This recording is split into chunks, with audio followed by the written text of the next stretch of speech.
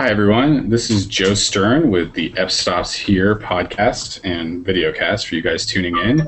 Today, I'm joined with Zach Egolf, Josh Continenti, and Jamie MacDonald.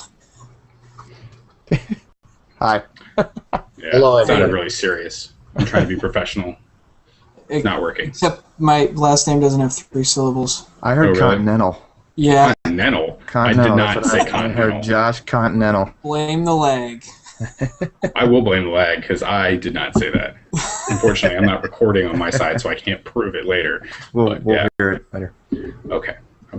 Anyway, Zach, you want to get started? Yeah. So, as Joe pointed out today, we're joined by Jamie MacDonald. He's a Michigan-based photographer who was recently named an Olympus Visionary.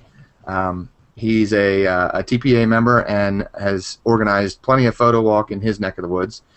He also critiques photos on Olympus. I'm sure he critiques his own too on their Facebook page from time to time. He really seems to be leading the charge for Olympus, all of their equipment, and we're really happy to have him as part of the show. So welcome, Jamie. Did you want to say anything else we might have missed? I think you covered all the bases.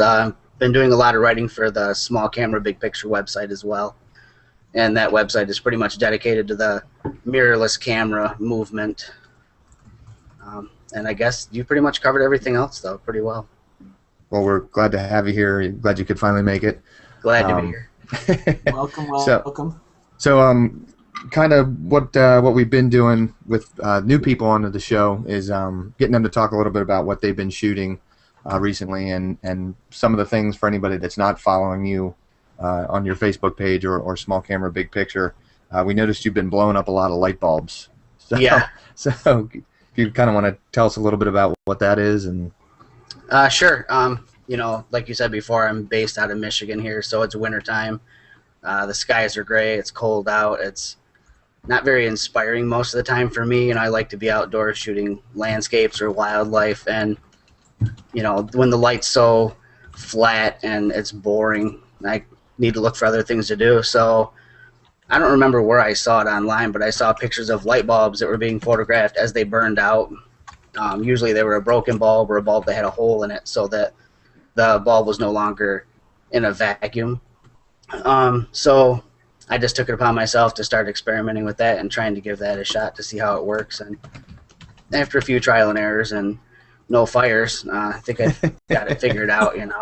It's really not too hard. You're doing these in a room filled with like a lot of dry paper and wood and stuff, and yes, and combustible. Yes, definitely. Gasoline, lots of gasoline. Gasoline, exactly. Keeping Michigan warm. Yeah. One house fire at a time. So I actually wanted to. I noticed on your Facebook page, or maybe it was Google Plus, because you're pretty active on both of those. You had posted some kind of rig. Did you build that yourself, or? No, I didn't. I went to a photo walk in Jackson that I was a part of and kind of spoke about my idea for doing a particular light bulb shot with another guy that was there that he does a lot of light painting with LEDs and steel wool spinning and things like that. And I've seen that. He's an extremely crafty, inventive guy. His name's Keith Cronkite. Give him a little shout out there. He's got his own little workshop, and when I was talking to him about what I wanted to do, he took it upon himself to build this rig that basically it holds the bulb and it makes the bulb look like it's floating in space. So you don't see a lamp or anything. It's really cool setup. So I went to a lighting event again in Jackson, which is just kind of south of where I live, and he happened to be there and he brought the rig to show me.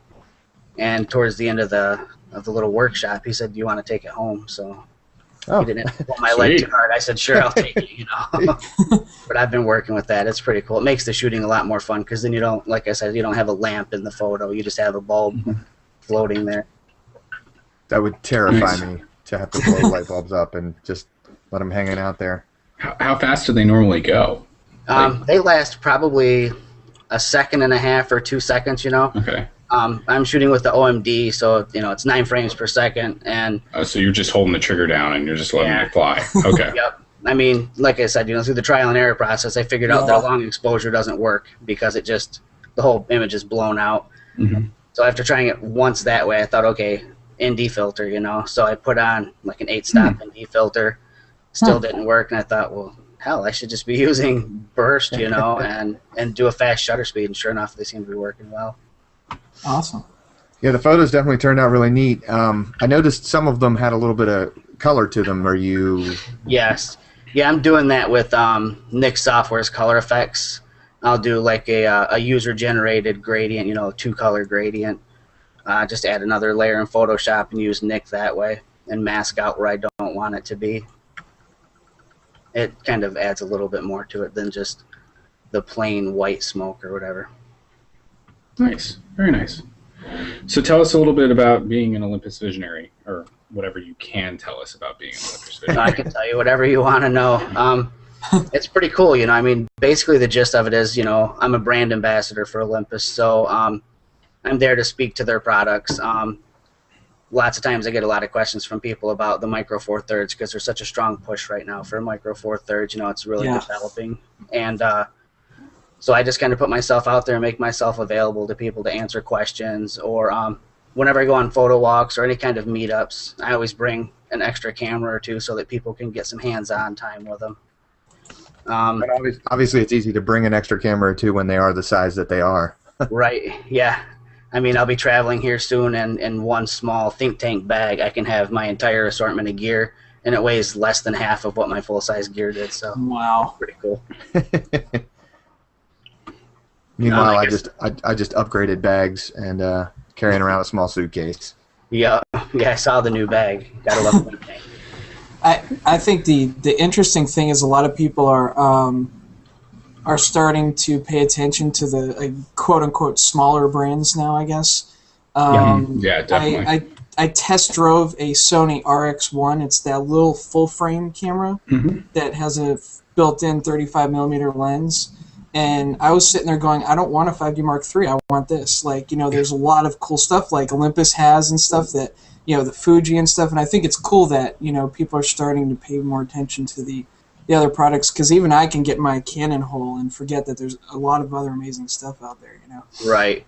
You know, and that's kind of one of the things I like about where everything's going right now. I mean, the technology is so advanced anymore that, I mean, I've got like a little point and shoot, like you mentioned. It's not the Sony, but it's kind of Olympus's take on the same thing. I mean, it shoots raw, and it's a fully manually controlled camera, you know. And the cool thing about that is it literally just fits in my khaki pants, you know, in my pocket, and I can take it wherever I go and still have the ability to shoot raw.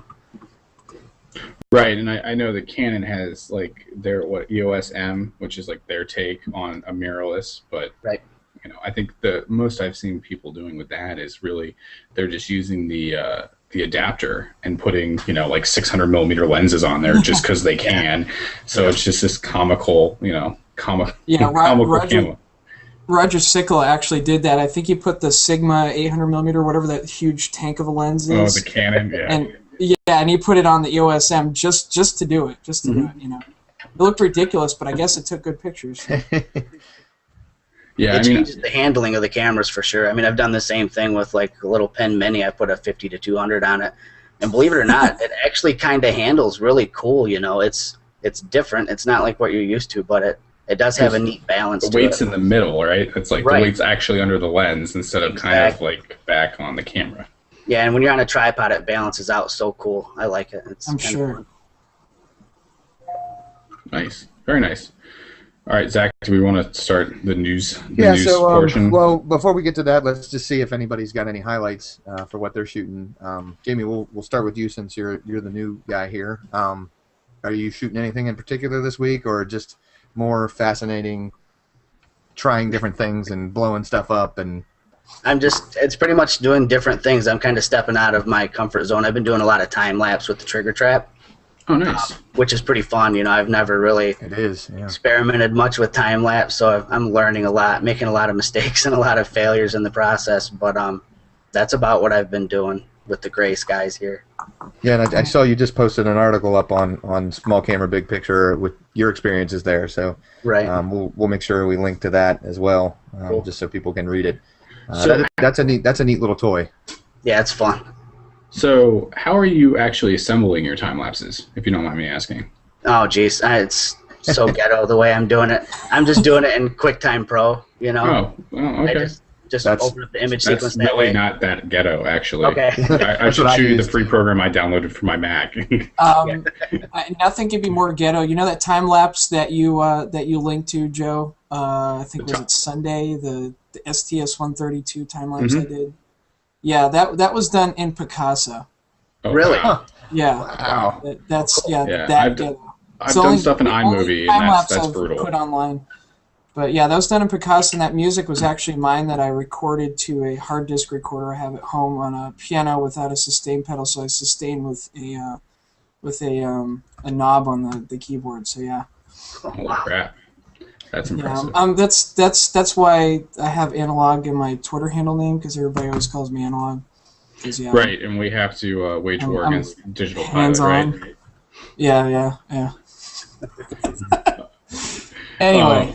But yeah, so I've used Timelapse Assembler for Mac, which is a free download, but it's definitely been, it's given me a lot of problems, because especially if you're Really? doing anything with a decently sized thing, or like, God forbid, a RAW file, which I saw a Canon post was like, why you should do your time lapse with RAW. I'm like, Oh, no way.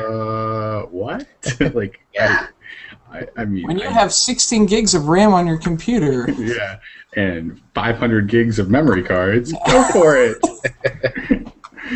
So, but yeah, it was just it's just something, because I've seen apparently some people are doing it in Lightroom 4, and they're using Lightroom 4 to edit the flicker out of a photo. Okay. So some time lapses, especially if you're doing the holy grail of time lapses, a sunrise to a sunset, because you're dealing with different white balances and different shutter speeds and all that other fun stuff. Normally the exposure goes all haywire. Trigger And Trap takes care of a lot of that stuff for you, actually. It does. Yeah, there's the what's the setting, Jamie? Maybe you know this. There's one of the settings is what do they call that? It's like it's gonna bother me now. LEHDR, is it? I still haven't gone through all the different modes that you can use. Yeah, whatever it is, I can't remember off the top of my head. I'd have to look, because I use the Android version of it, and they've gone on record as saying that it's not as complete because it's a lot more difficult to develop for. So the way the Trigger Trap works is it's actually sending sound to your camera and triggering the camera based on a tone. Really? Which is a way. Yeah, it's a way a lot of your manual triggers work. They just send a tone to the camera. It is a and have headphone jack, so that would make sense. Right. Yeah. So what the Trigger Trap is doing is it's just sending it to the tone. Now I do have, unfortunately, both my iPad and my iPod are both too old for the app. So if anybody wants to donate new equipment, go for it. I'm all for new stuff. But I have had a chance to play with an iPhone 4 version of the app. I forget what it is, but whatever. There's a lot of things like Star Trail settings for it. There is the LEHDR. That's the long exposure. There's actually some magnetic settings. I guess that's for trip. There's a motion detector, all kinds of stuff. It really is a neat app. It's definitely a neat little toy. And how does this connect to your camera? Through the port on the camera. Yeah, you've got two cords that come with it. You've got a little dongle that's got the port connector for your particular camera, and then into that is the headphone jack. Plugs into that, and then into your phone or your tablet. Ah, gotcha. It actually goes into that for our Canon cameras. It's that goofy looking 3-hole. Well, yeah, that's for like the 7D and the 5D. Yeah, I know what you're talking about. 7D and 5D. The Rebel that actually weird thing on has the left a side under the flap. Yeah. That's my only complaint about about the Trigger Trap, and really about any kind of remote at all, is they always put it so that the jack is facing out away from the camera. Yeah. Seriously, yeah. So immediately it has to Redesign. back towards you. Maybe if I designed cameras, the world would be a better place, but who knows? Canon, if you're listening.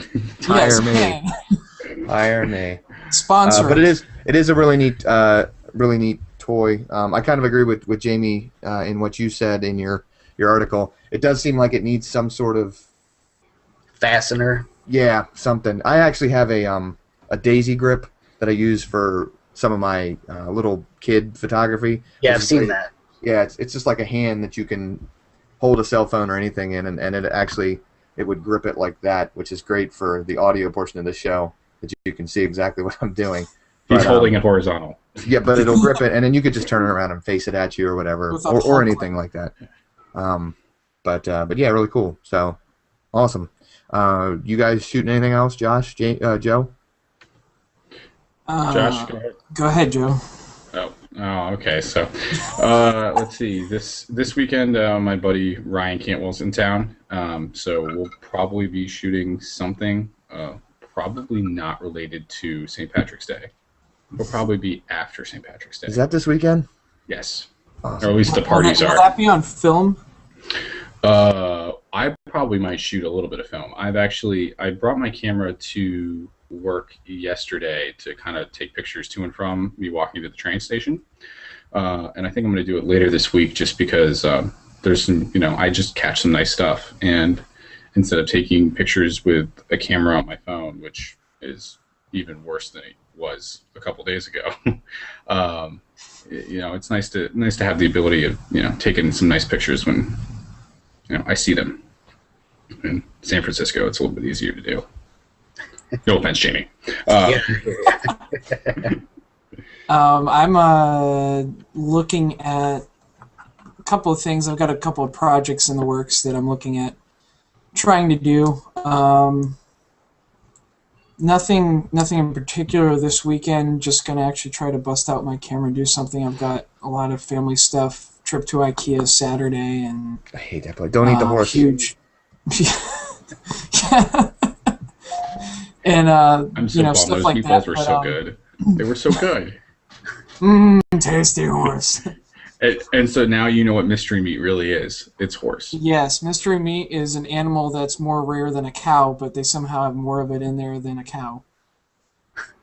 But anyway, so yeah, gonna try to shoot where I can now that daylight saving, not savings time is happening. I'm going to try to take advantage of the golden hour more after I get out of work. And there's a place up the road I haven't explored yet, but I want to get into the woods and start shooting some cool nature shots again, like I used to do a lot of. Something I really like doing, up close, kind of almost macro-y shots and all that, and take advantage of the sunlight and all that. So looking forward to getting back into that once I have a little time in my hands.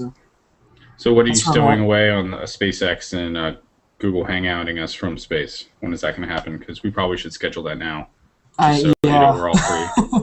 now that I'm space famous. Yeah, because I don't know what time zone you're going to be orbiting through, so we probably should get that on the books. There is actually, if I was on the International Space Station, there's actually a Twitter account that will tweet you when this International Space Station is going to fly over. I can't remember the name of the handle right now. That's actually pretty convenient. It is, but yeah, I'll get a tweet when it's going to fly over me. It's kind of cool. It's one of those, space nerdy geek things. That, oh yeah, no, I feel it. If I can get the handle, I'll throw it out there. I've been to one NASA tweet up, and every other time it's been like too nuts. But I've been to one, and I'd love to go to more, but I think the last one they had in California was like 5 hours away from me or something at like some satellite dish base. I'm like, so you want me to drive out to the middle of nowhere to do what? They're all cool. For people who don't know, Joe got the link of me talking with Neil deGrasse Tyson, waiting for a launch that didn't happen on a Friday afternoon, I think, or Friday morning. I'm sorry, did you say launch or lunch? Launch. Okay. Launch, yes. Launch. Lunch would be terrible. Have you been paying attention at all? We're talking about rockets. Yeah, no, I've tuned out completely. It was for the Grail NASA tweet up in September of 2011, and my boss was on a Reddit thread, and the video link came up, and he's like, "Is that Josh?" Because there's only one guy that looks like Josh. And yep, of course it was me. Yeah, so. I wanted to go to that badly. I'm still floored that all Zach got out of that was lunch and not Neil deGrasse. Yeah, I heard that too. Well, I was concerned for Neil. We're on a first name basis. I was concerned that he didn't get to eat lunch. He looks to me like a guy that really enjoys his meals, especially lunch. 3 square meals a day, I'm sure, because that's what smart people eat. But I was concerned that he did not get his lunchtime sustenance.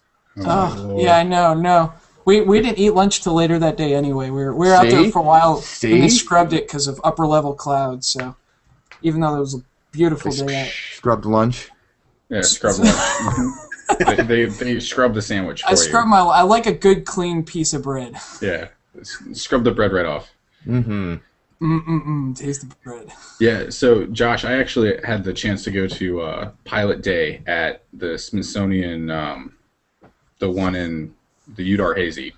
Oh, one, nice. Yeah, Nice. over in Virginia, and it was something where they brought a bunch of planes in because they have basically a runway that's connected to Dulles, and it was I think it was actually organized through Smithsonian, even though it had obviously a heavy NASA aspect to it. But yeah, if you ever have a chance, the application process is they just randomly choose people. It's totally awesome, and it's definitely worth a flight up to DC to go, especially if you have your own plane or rocket. But yeah, no, it's awesome because they let you wander around Udar-Hazy with nobody else there. No way. I have a ton of photos of just Udar-Hazy with a tripod, which they also don't let general public have, that I don't have to Photoshop people out of. So it's just like you were filming a movie or something. So while you're talking about NASA and space, and keeping it photography here, anybody trying to shoot the Pan-STARRS comet? Isn't it out right now? Yeah. Yeah, I really want to get out there. I don't know about for you and I, East Coast, but the West Coast guys will get it. I want to say, yeah. It's just after sunset. It should be. Just after sunset. Yeah, I'll check it out if I can see. Well, Jamie, you went out and tried to do that here a couple days ago, didn't you? Yeah, I got some awesome clouds. That's about it. I've got a friend on Twitter in Texas that's able to see him right now with a set of binoculars. Really? Cool. Yeah, while we're in here podcasting. Right. Yeah. Sorry. I'll get it. Cool. Yeah, I'm looking forward to it. Yeah, I'll be there for it. But just so Joe knows, if nobody else cares, I would move to DC just to be able to go to Smithsonian Air and Space Museum every day. It's legit. So yeah, just putting that out there and get that off my chest. Yeah, totally legit. Mm-hmm. So all right, so we'll bounce into news now. I think we all of that. Now that we've stopped playing with rockets, we've become rocket men. Half of our audience. So all both of them.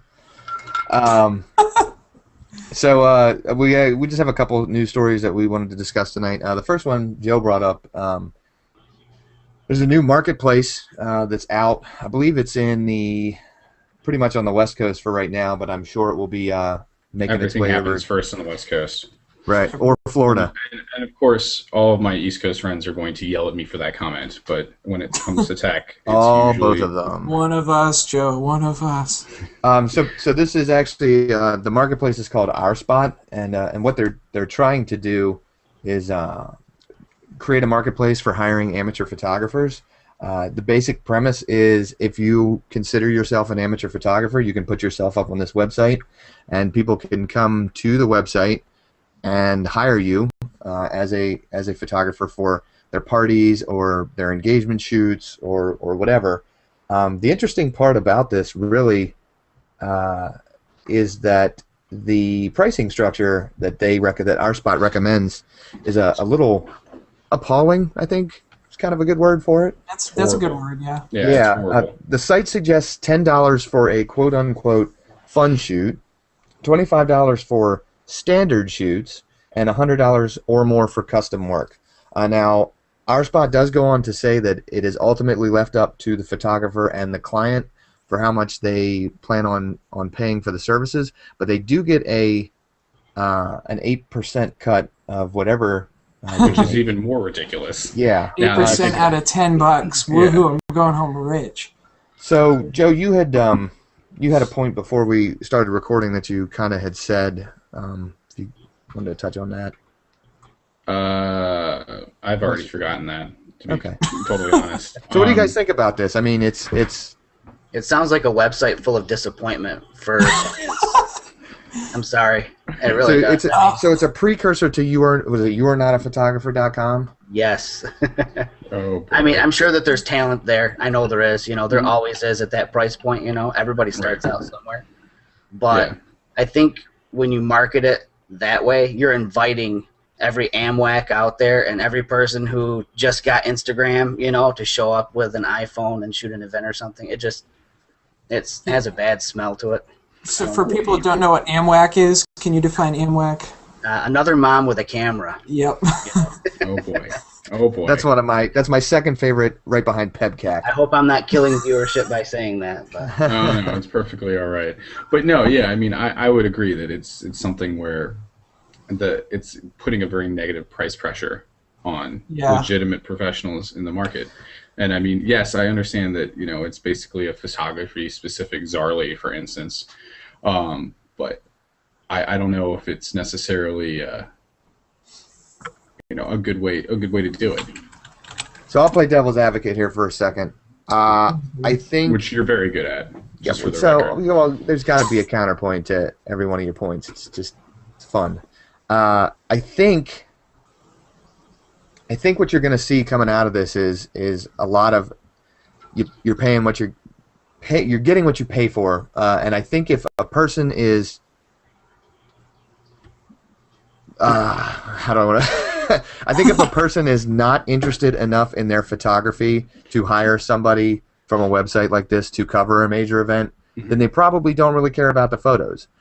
I know when my wife and I were getting married, we knew we already had a set price range in our mind, and $100 was not it. We did not think we were ever going to get a photographer for $100, and we knew going into the area what the average photographer was charging, and we were okay with that because we knew that the price was 99% of the time going to be indicative of what we were going to get in the finished product. And I think this is great for people that are trying to get on their feet.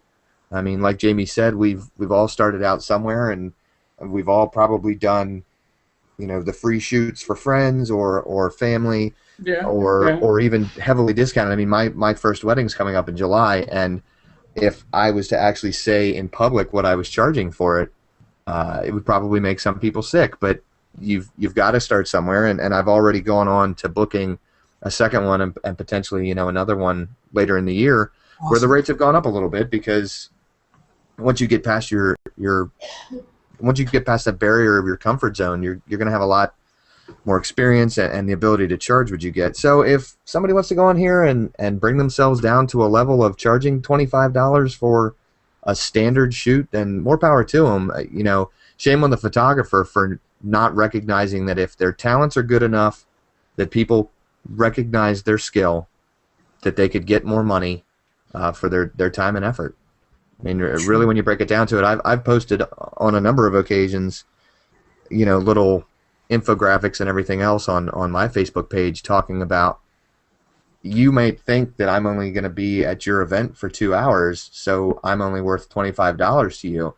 But once I get finished with your 2-hour event, then it's 4 to 6 hours in post and all the money that I've invested in equipment and everything else. So if people want to lose money, if photographers want to lose money, jumping in on this, then great. If it gets them exposure, hey, sometime down the road they're going to be able to charge $2,000, $3,000, $4,000 for a wedding, or they could be.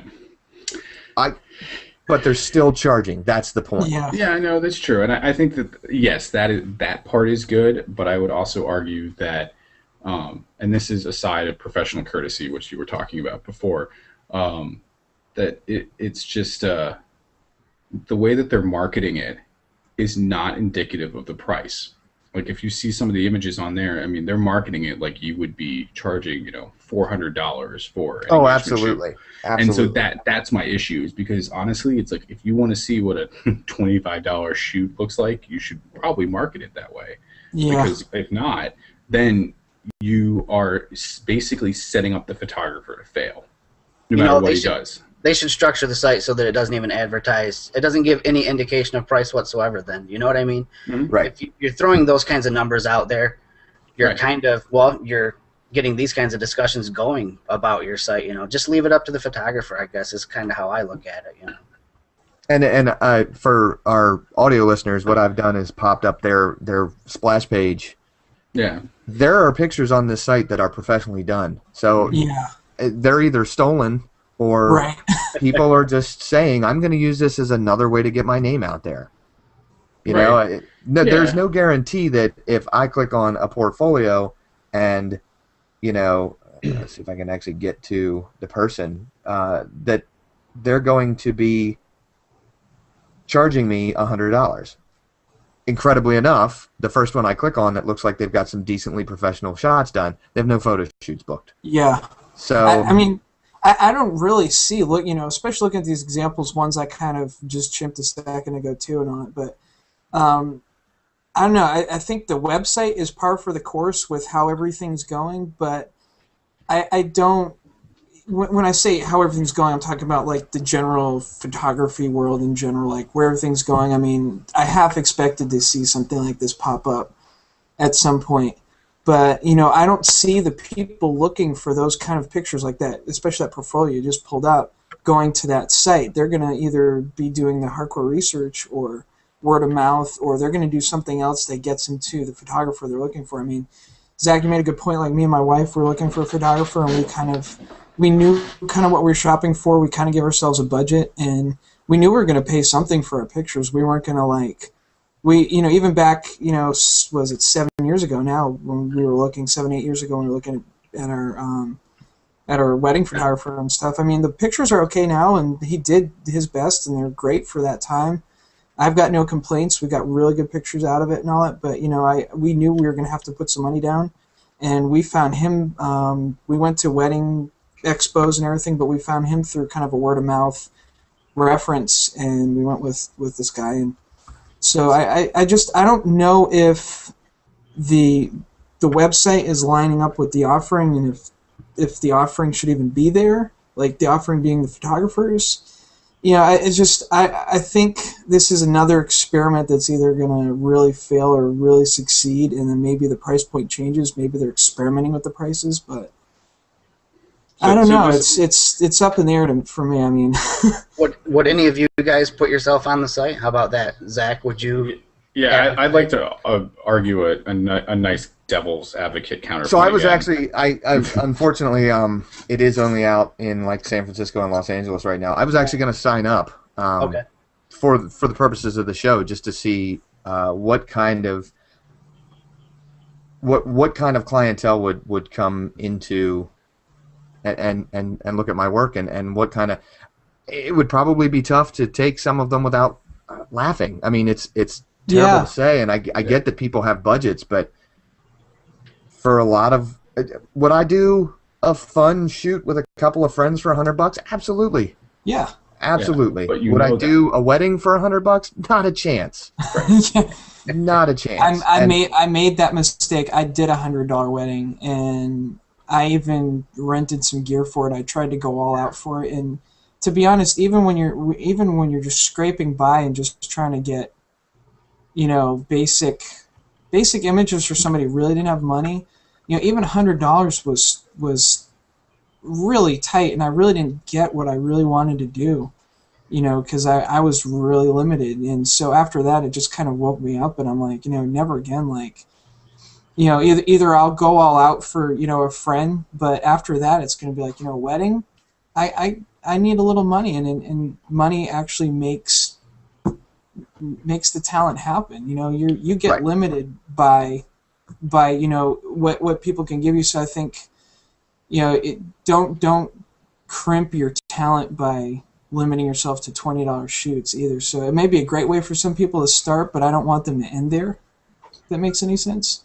What I think kind of too, another point that I would make is I would absolutely, if something like this came along and I thought of it as another way to gain clients, I would do it. But the only reason that I would do it is because I've got the experience of making contracts and dealing with copyright and having dealt in a previous life with an organization that took advantage of their photographers.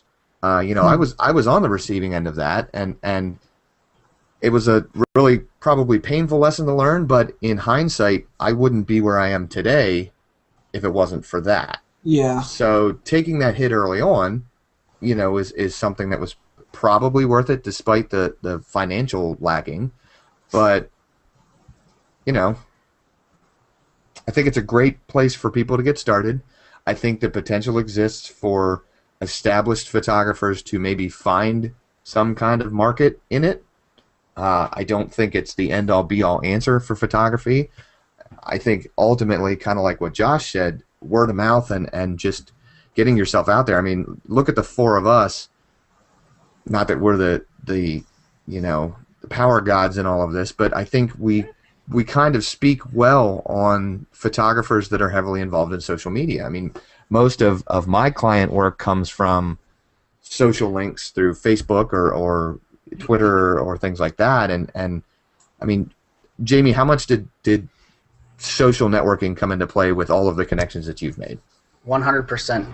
Yeah. So, and how much did you pay to be on Facebook and Twitter and it's those shortcuts that may need to be taken early on to make the connections.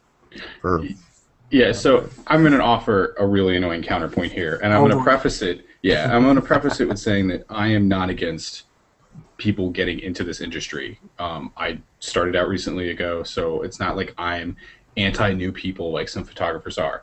But I can guarantee you somebody is going to bring this to you, Zach, and be like, hey, this person can do this kind of shoot for $100. Why are you charging me $2,000? And then that's where we're going to see this negative pricing pressure, because we're going to be like, I disagree. Is that a joke? Like, so I don't know. I think that it's an interesting concept, and then the other problem you have is that you have to sell everything into a price point.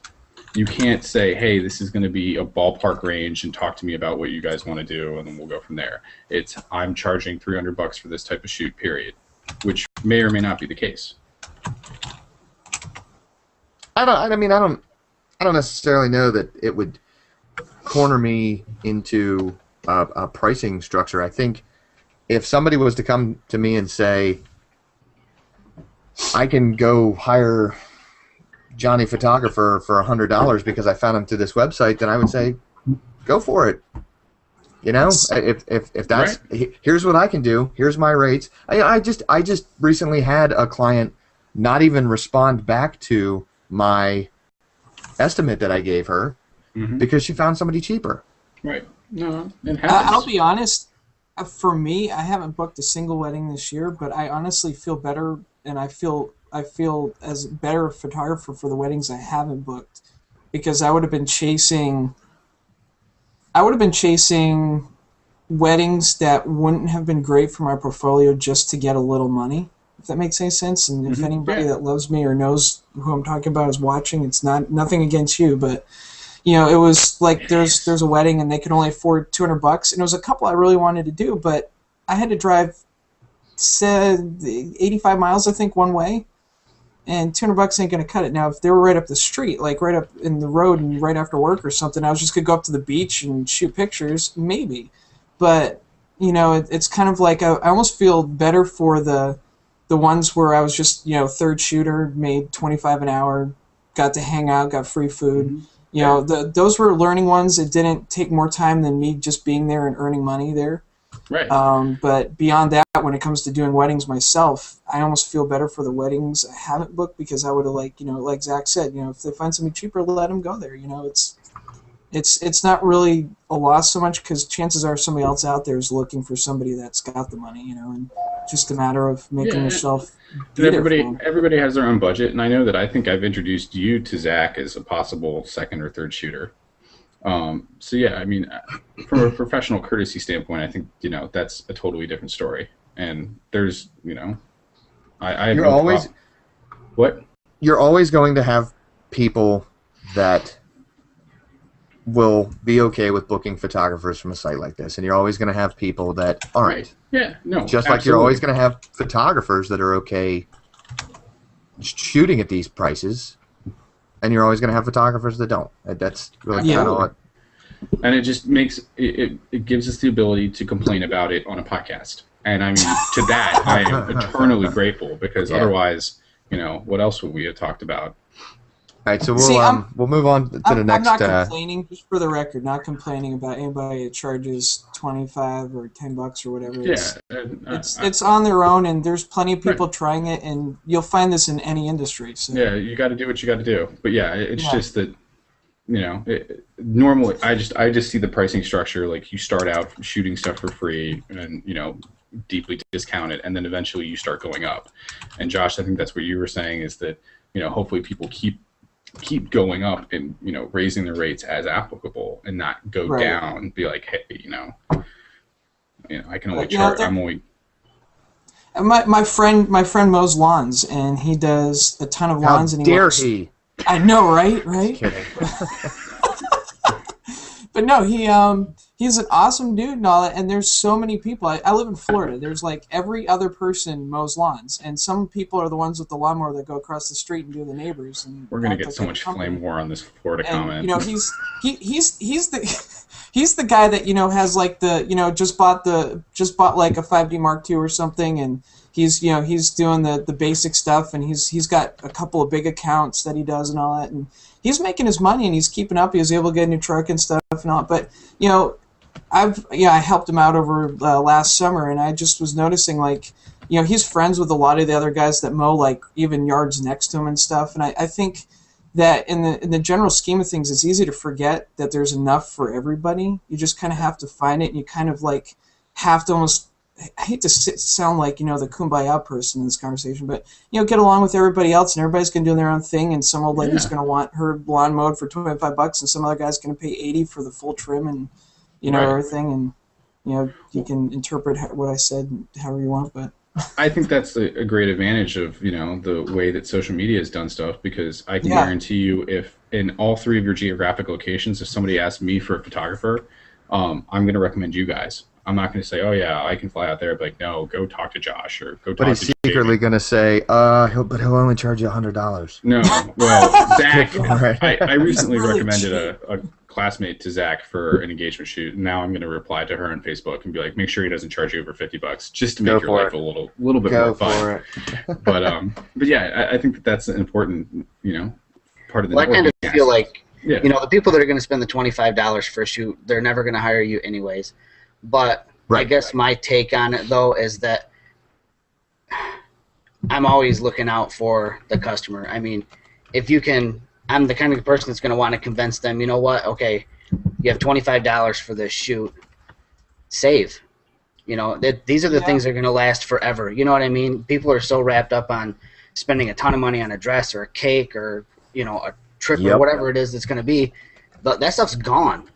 Immediately. You can wear the dress once, whatever, it's going to go in a closet, you're going to eat the cake, what happens with that, whatever. I mean, the pictures will last forever. Wait, does that go in the closet too? Yes. I haven't done this yet. I'm just kidding. But I mean, that's where I'm going with it. That's an excellent party. I'm just trying to get the point across that you want to convince people to invest where it's important, and if you get people that are going to only ever want to spend $25, they're never going to get quality. They're never going to understand what they would have been getting if they'd have just saved a little longer and invested a little bit better in somebody that really cares heavily about what they're doing and knows that they're worth more than $25 when it comes to a shoot. Which is why I'm going to senior portrait photography and dumping weddings completely. Just kidding. Oh, Jesus. All right, so yeah, I think we should probably go into another comment because we're beginning to run out of time. So the next thing that we had to talk about was the big changes that are coming to Facebook, and really I put this on our outline because I think what Zuckerberg and crew are trying to do is go after the market that really Google Plus or Google has gone after with their Google Plus and. So for anybody not familiar, Facebook's getting ready to make not a lot of changes, but the first major change to the news feed in 2 years? Well, I think they're going to change. They're going to change the timeline again. The timeline, right? Sorry. Yeah, but they're going to make it much more photo centric, kind of like Google has, which is very telling. Mm-hmm. Yeah, I think Google's just redesigned stuff too. So I think this is absolutely great for our market. The interesting thing was seeing Facebook talk about how Instagram is their biggest competitor, but they own Instagram. So I can't help but wonder if there's going to be like some kind of internal war, like this timeline's part of that whole trending thing, because people are starting to notice that everybody's using Instagram now as like the hot new, social media thing. Even they're noticing teenagers are leaving Facebook for Instagram because it's easier to communicate, quote unquote, with Instagram. Post a picture, hashtag the crap out of it, put it up there and let everybody, see the pictures. You can post to 5,000 different places at once from it. And so I have a feeling you're right. Photocentric is where it's headed, and I've signed up to be one of the first people to use the new thing just because I like experimenting. I'm True probably story. asking for Ditto. punishment, but Yeah, ditto. True story. I was watching Let's Make a Deal today, and one of the contestants on there she was like 19, 20 years old. Yeah, I watched Let's Make a Deal. Wayne Brady's a funny guy. Oh, trust me, Zach. I know a lot of stuff that you watch, and I shake my head every time I hear about it. And Thank God this isn't the Teen Mom podcast. This young lady on the show, actually, they asked her if they followed the show on Twitter, because Let's Make a Deal actually does things where if you follow them on Twitter, they'll tell you to bring something. If you get picked out of the audience, they'll give you $100 if you have the thing that they said. And this girl said something I never thought I would hear a teenager say, which just really goes to show you how out of touch I am with today's world. She said, I don't use Twitter. I use Instagram. Yep. My mind was blown. So I really do think that Facebook is, I think they're going after a photo center. And aren't they even, wasn't there talks that they were going to start introducing filters into their mobile app? They already have it. That app's been going for a while. Yeah, I messed with it. I quit it. Yeah, but I mean, the future's visual. I'm sure Jamie, you would agree. I think we're putting him to sleep. No. I mean, look at Vine. Vine is moving pictures. It's a 6-second picture, like that would add motion. Pictures tell the story. People don't want to read every blurb you've got, but they'll sure as heck look at your photos when they go flying by on the timeline. Well, it's quicker. It's quicker. You don't need to translate it. I mean, honestly, most photos that people take, you can translate them easily across cultures. Oh yeah. My only concern with this whole timeline thing has been the background stuff going on with Facebook realizing they need to start monetizing because they owe it to their shareholders. And I run a couple of pages, one for my church, run for a couple of other groups outside of my own deal. And the interesting thing that I'm noticing is that I keep getting these pop-ups to pay for more exposure, see more friends, do more stuff, and I have a feeling at some point all this free stuff that we've been able to really tap off of, which is why I've kind of backed off on my Facebook, my photography stuff and my Facebook stuff. I'm just kind of waiting to see how the field plays out. But yeah, anyway, I know we're running out of time, but yeah, it's I think that'll be an interesting thing to see if we actually have to pay out for getting the exposure we've been getting for free right now at some point. I have a feeling that's coming down the pipe. Facebook will die when that happens. Yeah. There's always another startup with something But free. the people that really rely on it are going to pay for it, and those are the people that will keep it going. Well, look at app.net, and not to get into a tech podcast thing, but who wants to? They literally have said, here's Twitter that you can pay for, no ads and less noise. And nobody's there. It's dead. It's dead. Yeah, nobody's because there. Literally because you have to pay for it. The only thing, and there was even an article came out today that said, even with the success that is perceived to be happening with Spotify, they're not making the money that they thought they were going to be, and streaming music is not a viable market. People just don't want to pay what they can get for free. And I'm with Jamie. If Facebook decides to monetize in that way, people will go elsewhere. Somebody else will come up with something new. People will come to Google Plus finally. Yay! Well, Google Plus does have the uptick right now. I mean, let's be honest, especially in the photography community. I think we're a bit biased in that. Well, fine. And if this whole social media thing ends up blowing in our face when we end up having to spend money, maybe there's something else out there besides all of this that we know right now anyway. I mean, people are working on it. It's just a matter of it becoming a viable Google Glass. And this is where Lisa, who may or may not be watching, just shakes her head. One of the things I did find pretty telling in the article that we actually looked at the F-Stoppers article, which is in no way affiliated with our podcast, by the way, because I put two and two together earlier. They did say that looking at the news feed they did say that looking at the news feed reminded them a lot of like how a newspaper is put together. And it kind of goes back to what we were talking about earlier. I actually had one of the editors that I worked for when I worked for the news organization that I worked for before. She was very heavily reliant on her photographers because she was convinced, and rightfully so, I think, that society was moving into a world where nobody wanted to read anymore. They just wanted to look at the pretty pictures. Yeah. And I think, kind of like what we're saying, if Facebook is going to move the timeline into something where all you have to do is, it's idiocracy getting ready to take full effect. Pretty soon it'll be out to my balls and we'll be good to go. So I love that movie. It's so true. It's so true. But yeah, I mean, to go to your point, Josh, I think that yes, they're bashing you over the head with monetizing, even as a user, like to pay to promote your own post. But I think in the back end, it's always really been there for an advertiser. Like good on them. Yeah, I mean, I would be surprised if somebody called up Facebook and it's like, "Hey, I need to give you guys $300,000 for an ad campaign." And like they'll be like, "Yeah, we'll figure out something for you." Yeah, that's what they've already used your photos in the advertising in the side panels.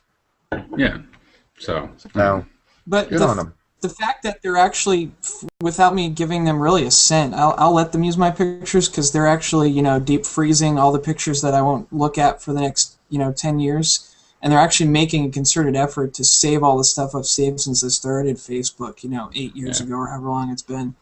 So as much as I want to hate on them, I can't complain for the free photo storage, the ability to connect with people, the connections I've got for free that got me work for free. So, I mean, as much as I want to hate on it, if they got to make their money, they got to make their money. I may have to move on, but that's another really good point too. Is it looks like one of the things that they're really going to be focusing on. I don't know how much you guys have noticed it in anything that you've posted on Facebook, but Facebook really they really knocked down the rendering on. Hold on one second.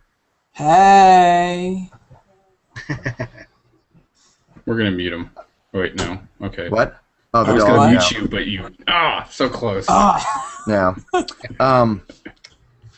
So Facebook really renders down the photos that you post up there. They look awful. When you could take a high-res photo, put it on Facebook, and even at their high-res, it looks terrible. It does look like they're planning on improving the pictures. I think that's something left over from their initial Haystack implementation. Right. Or whatever they call their photo sharing service. Barn burning. Well, I think it was Haystack because that's what happens when they implement a new timeline. Oh my God! Here we go. Everybody's going to complain about it. Everybody's going to use it, and then they'll find something else to complain about later when they've forgotten about it. Okay, so one good thing for Facebook, just so we have this on the record, is our wonderful Facebook group, the Photo Walk Alliance. Yes, that alone. I can't knock Facebook for it because I don't think we would have had an awesome group of photographers necessarily without it. I would have never met the people that got me into this group in the first place without Facebook and Twitter. No, I mean, I met Zach on Twitter first, and we planned an event before we ever met in person. So it was, always kind of dicey if I was going to end up in the Baltimore Harbor. In a dumpster. Yeah. It's still up in the air. But without the podcast, you guys would have been nothing but still pictures to me still. So. Oh, well, I'm glad to, talk in person-ish. Ish. So one of the things before we wrap up here, I wanted to talk about real quick. For anybody that doesn't follow me on Facebook, I actually got into a new app, a new web app called Pass. It's by a company called Show It, and what it is it's just a new way for photographers to display the way their stuff looks to clients. I wrote a small review up about it on my personal site, so if you want to look at it, you can check it out there. For everybody looking at home, here's kind of what it looks like. it's a really neat way to display your photos. It reminds me a lot of the way Flickr has changed their photo stream, grid-like, and a lot of the way Google Plus does theirs. I've got some pros and some cons about it. Like I said, if you wanted to read about them, go for it. It's up on my site. But one of the things that I did want to mention, and I talked to Joe about this as well before the show, we're actually going to be giving away an invite for Pass, because right now it's in beta and it's invite only. So keep an eye out for what's the code word? that. The code word's going to be. We're getting too many code words. The code word's going to be blueberry pancakes. So if you've made it this far, yes. We're actually going to be setting up a kind of like a raffle system on the F Stops Here podcast Facebook page. Details will be sent out about that and tweeted and all that other stuff. But that's the way we're going to be giving away an invite for Pass if anybody wants to give it a try. And we'll make sure to put all of these links for those watching on YouTube beneath the video. If you are subscribing on iTunes, we'll make sure to add that to the at least the link to our pages on the description. So you'll probably have to sign in on a computer to see all this stuff. Not a computer. I know how very 2009 of us. But yes, so 2009. 2009. In the future, 2009. So rocket ship. Going forward, backward in time. Yeah, we'll make sure that you guys can find this stuff. But yes, the code word will get you an extra entry too. How many? Yes. Just one. Yeah, another extra entry into the giveaway. Hosts and that's not for a year. No, it's for invite into the beta. So invite to the beta. You can read more about it on my website, the way it kind of lays out. But it's actually you pay per gallery. We'll reserve judgment. Yes. Okay. But that's kind of the way that works. So if you are interested in that, again, blueberry pancake is going to be the code word. So we'll go ahead and wrap things up here because it's getting. Do you want to just plug your website since you've said it like 5 times? So people know where my website is. Oh, do they? Okay. Yeah. Ever since Think Tank retweeted one of my links. Yes. My numbers have gone through the roof. So thanks to them. All right. Well, Jamie, I hope we didn't bore you to death. Oh no, not at all. So yeah, and thanks for joining us on the show this week. And we'll we're trying to build basically what we'd like to call a bullpen of photographers, and have people when they can show up to talk about stuff. And obviously, people have lots of schedules. They have shoots. They have work. So whenever you can come back and join us, we'd love to have you. We love you. Yeah, and we'll definitely. When you want to come back, we love you. Yeah. Don't ever leave us. Don't ever leave us. You and Josh Continent. Yeah. Yes. Looking forward to that. No, wait, it's Josh Continental. Yeah. Okay. Ooh, Josh Continental Breakfast? Yeah, Josh Continental Breakfast near the grassy tastes of Josh, I think we found you a new nickname. You are now Continental Breakfast. Than Josh Incontinence. And whoever mentions bacon burgers in the next podcast will get my copy of Lightroom 4 Beta. Ooh. Just kidding. Dun, dun, dun. That was a really bad joke. Anyway. Yeah, well, it's okay. Somebody's probably going to ask you about it anyway. So yeah, that'll be awesome. So, Jamie, do you have any parting words for us? No, just keep shooting and share it. That's the biggest thing. Yeah. People keep sharing, keep it social. I mean, that's what's making everything possible these days for a lot of people, especially me. Yeah. Awesome. Cool. Well, yes, thanks, and we look forward to seeing more of your work as a visionary. Thank you. Don't lose that vision, I guess, is probably the best really? advice. Yeah, come on. I mean, that was just such an easy pun. Don't stop believing. Yeah. So, all right, but I think we'll wrap it up. Yeah. So so thanks for tuning in and listening this week. If you enjoyed the show, make sure you tell all of your friends. Subscribe away if you're on every single one. Every single one of your friends. Subscribe to our show on iTunes or subscribe on YouTube and give it a thumbs up. If you're feeling really saucy, you can rate us and review us on either of those sites. I'd like to thank Jamie for finally getting a chance to join us this week. And as always, thanks Joe and Josh. What's that? We've had 3 shows. So that's 3 out of none. So okay, fine. Thanks again to Jamie and Josh and Joe. I'm Zach Egoff, and you've been listening to the F Stops Here podcast. Like us on Facebook. Yeah. Do that. Enter the contest, and we'll talk to you guys next week. See you guys.